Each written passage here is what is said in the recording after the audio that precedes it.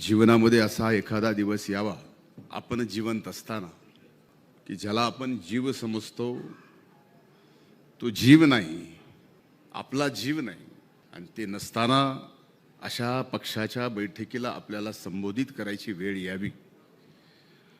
हे आपल्याला जसं नक्कीच मला सुद्धा हे काळीज भरून येणार आहे. खरं तर मी आदरणीय वहिनींची मनापासून आभार मानतो, ऋण व्यक्त करतो. वहिनी, तुम्ही दादांना 40 वर्ष सांभाळलं. ज्यावेळेस घरात तुम्ही दादांना 40 वर्ष सांभाळत होता त्यावेळेस दादा आपलं कुटुंब राष्ट्रवादी काँग्रेस पक्ष म्हणून संबंध राज्यात या ठिकाणी करत होते.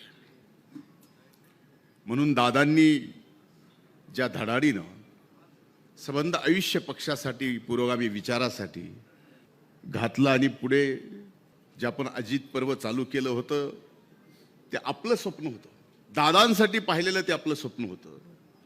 ते आपल्याला दादांच्या साक्षात पूर्ण करायचं होतं.